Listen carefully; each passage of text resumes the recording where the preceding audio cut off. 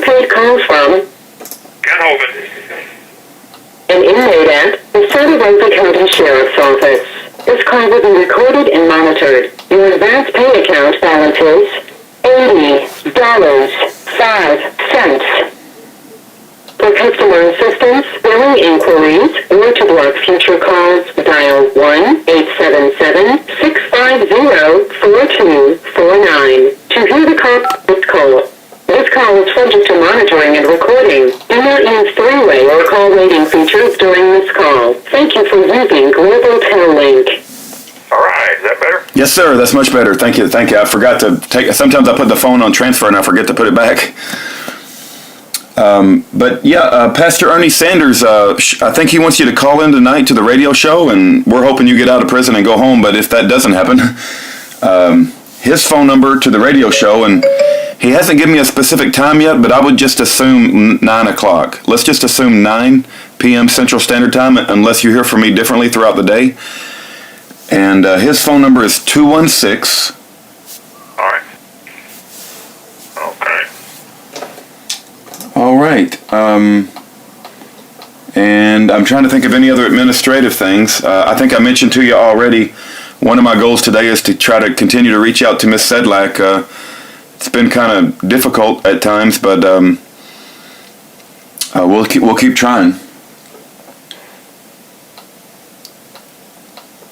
You can find out the name of the guy that took over her job as case manager at the camp. It's some kind of French-sounding name. I don't remember. Either he dropped the ball and didn't send the paperwork on to probation, because it's supposed to go from them to probation. The probation officer yesterday said they never got anything. So this is a BOP problem that I didn't get finished for the 6 months home confinement. Okay. All right. Also, just to let you know, Hannah did transcribe the Dear God email letter for Nahash, and that's in the mail. Oh. It's either I think it's in the mail today, but since you don't receive mail on Saturday, it'll come Monday, but I did put it to Paul Hansen, so Paul Hansen will have it, and depending on if they relocate you over the weekend.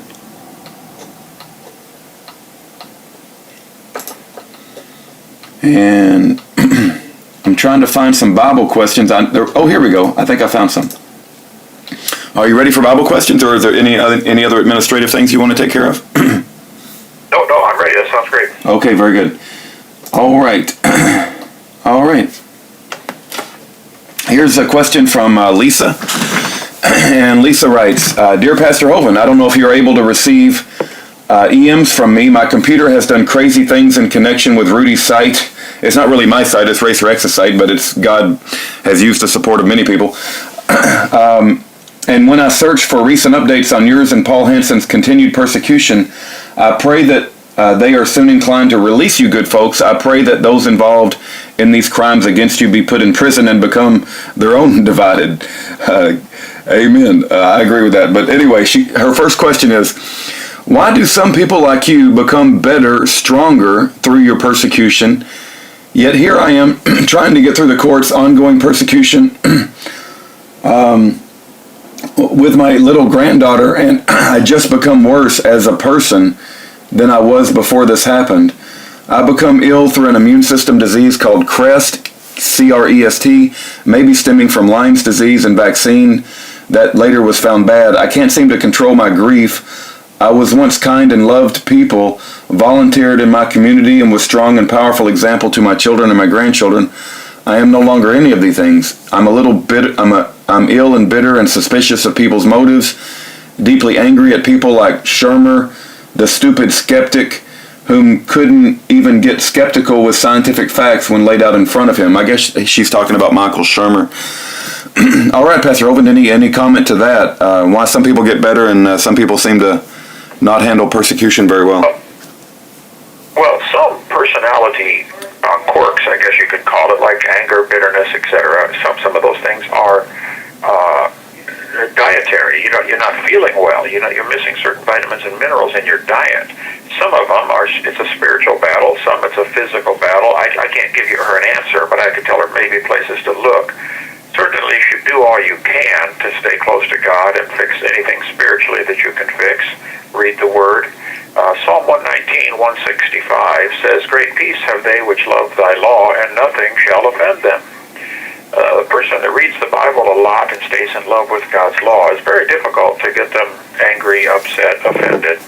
I have not mastered that yet, but that's the long-term goal, you know. And I think that's God's goal for everybody, is to make us like Jesus. Now, Jesus got angry and threw the people out of the temple twice. They were selling and buying and selling stuff. So it's not always, you know, it's not like you never should get angry. There's some things, there's righteous indignation. Some things you should get angry for. Anyway, I can't answer that other than I would look toward nutrition and sunlight. Do you get, when I go out and just lay in the sun for 20 minutes and get vitamin D, it just changes the whole personality. Rest, Jesus told his disciples, come ye apart and rest for a while. I would certainly stay prayed up. Also, if they are doing something wrong, wicked, evil, whatever that is aggravating you, and there's nothing you can do about it, I don't know. I certainly have people, close family members, that are also not doing what I would consider. This call is from the San Jose County Sheriff's Office. With their life, and what do? Jacob and Esau were just near opposites. You know, Jacob, though he was a trickster and conniver, he loved God. He wanted to serve God. But he had some pretty bad personality traits, always tricking other people out of their stuff, and it ended up costing him many times. He got tricked and married the wrong woman. But Esau just simply despised everything spiritual. So there are different personality traits. When Pharaoh was judged, he got harder. Sometimes it says Pharaoh hardened his heart. Other times it says God hardened his heart. That's an interesting study on its own, you know. But it's kind of, I use the illustration of a stick of butter and a lump of clay out on the sidewalk. You shine the light on them, the sun shines on them, and one gets hard, one gets soft. Same sun, same sidewalk, different reaction. So you can't always control how people react. Sometimes you can't control how you react, although you should be able to. I heard the story of a Jew who had been tortured in the Hitler's concentration camps, and they'd taken away everything, and they brought him in to stand before the guard, and they stripped him naked, and he's standing there before this German guard, and the Germans mocking him, saying, "We've taken away everything from you. We've taken away your land, your house, your wealth, your health." And he looked down, the guy still had his wedding ring on, so they ordered one of the guards to pull off his wedding ring and give it to the interrogator. He said, "We've taken away everything from you." And the Jew said, "Oh, no, you haven't. You haven't taken away my ability to respond to you in the way that I choose." Interesting. You can respond in the way you choose to things that happen in your life. You can get bitter or better. I don't know that I can help you with that. That may be an internal battle. That's up to you. But I would fix all the external stuff first that I could. Are you funding these kids if they do bad things? If somebody's doing something wrong that's irritating you, like say one of your kids in your house is, smoking, let's take an example, or drinking. Well, if they're over a certain age, why are they still in your house? Why are you helping to fund that? I had a close friend who had a son who was taking drugs and kept stealing from his own mother. And she just never stopped it. She was very frustrated. You just go, kick him out of the house. What is wrong with you? They do that to themselves. Anyway, I'll pray about that, but I'm glad you think this has made me better. We'll have to see long term. It certainly has been a difficult prosecution, and I think God has done many good things through it. And I pray it's over, though. I can go home today. Gee, this is enough. But it's made me hopefully better in most ways, harder in some. I'm more determined than ever to do certain things, to live for God. Anyway, thank you for the question. I'm sorry I didn't give much of an answer, but maybe some things to chew on. Okay. All right. Thank you, Pastor Hovind. She has a follow-up couple of questions, and I'll read them as well. It's appears to be, but I'll just read them. Do you think Shermer, the stupid skeptic, maybe you think that's referring to Michael Shermer? I'm not familiar with the stupid skeptic, but maybe that is Michael Shermer. Yeah, I've debated him 3 times. Okay, all right. And she says, do you think Shermer, the stupid skeptic, and his ilk feel good about what is happening to you now? Do you think with a precedent like this, the stupid skeptic can see that FEMA can kick his and his boyfriend's door down tomorrow the way they did yours and your wife's Joe? Bible question. In Sodom and Gomorrah, my understanding is that the Sodomites were pedophiles with a preference for prepubescent boys. I forget the word I looked up in my Strong's for this point. I also find it interesting that virtually every gay person I ever asked, I have 2 gay friends and together we asked their other friends, was molested by adults, possibly resulting in their homosexuality. 2 consenting adults are a far cry from these nasty perverts preying on our young people. I was molested, as were 3 of my siblings, by our Roman Catholic father, yet none of us were homosexual, but we've all had problems with relationships and depression. My question is this: why don't we talk about this worst crime when clearly, from your own experience and my granddaughter's experience, the courtrooms now favor the pedophile lawyers, judges, etc.? Why do we call it homosexuality when it is way, way beyond that among the elites who are now running the show in this world? Wow, you are correct in your appraisal of the situation. I don't know. All I know is shine the light and make noise. That's the job of the preacher or the prophet all through history, is just proclaim God's word and let the chips fall where they may. This call is from the San Jose County Sheriff's Office. John the Baptist preached the truth and they cut his head off. Jonah preached the truth and the whole city repented. I can't answer that. It goes back to the clay and the butter. People react differently. I think as Americans get harder and harder, especially with the incredible rise of things such as homosexuality and drug use and stuff like that, we're going to see more and more people react by getting hard rather than softening their heart. That happened in the days of Noah. He preached and nobody listened. And Jesus said, as it was in the days of Noah, so shall it be when the Son of Man shall come. I think we're headed for the same times that Noah faced. And so our job is simply to preach the truth, shine the light, make the noise, and let them do what they want. I can't control how they react. But like Ezekiel 33, my job is to be the watchman, sound the alarm, and you can listen if you'd like. Okay?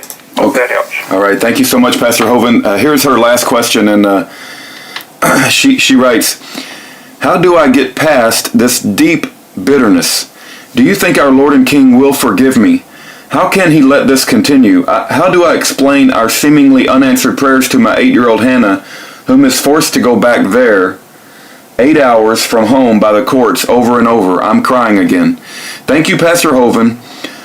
Through your work, I no longer need blind faith, which I never could muster. I believe I have a strong faith through all of this, an unshakable faith, but I believe because of the facts, the Holy Bible has been proved to be the truth. I only wish I was strong and healthy to be a better servant to God. I cannot fight the disgusting New World oligarchy, and I'm impotent to protect my family. I don't feel like a good Christian anymore, but knowing you and Paul Hansen and others in the world is a bit of a salve. Thank you for being there, Pastor Hovind. Wishing you a quick release, and that's from Lisa. Okay, well, Lisa, again, I don't know that I got a complete answer. I got a few things to add to the recipe to let it cook for a while, see what you come up with. But as far as overcoming bitterness, you might want to read the book The Shack. A similar thing happened to the guy named Mac in that book, which is, I think, a classic. And read that. It will change you internally in many good ways, I believe. As far as the 8-year-old Hannah, you might want to read her the story of Second Kings chapter 7, the story of Naaman, the captain of the host of Syria, who had leprosy. There was a young girl taken captive away from her home, and she was forced to be a servant to Naaman's wife. So she's innocent. She's a Jewish girl. You have 60 seconds remaining. In a situation she does not want. She's a slave. And she said, well, I'm going to tell my master about the prophet back in Israel. So she ended up helping him get healed and converted. So there are many examples examples in the Bible where people are in bad positions, like Daniel, where they didn't ask for this, but they said, okay, I'm going to serve God anyway. So encourage Hannah to be a little missionary too, wherever she is, and maybe it'll make her something even greater. Esther, for instance, forced to marry a pagan queen. There's a lot of stories like that in the Bible, so get some of them to be her heroes or heroines. All right, let me call back, brother. All right, thank you, Pastor Hovind. All right, when he calls back, we'll continue Bible questions. God has granted us the victory. We're so close, but we're not going to stop the fight until this man walks out and breathes his first breath of fresh air as a free man and gets to be home with his family. We're not going to quit until that happens.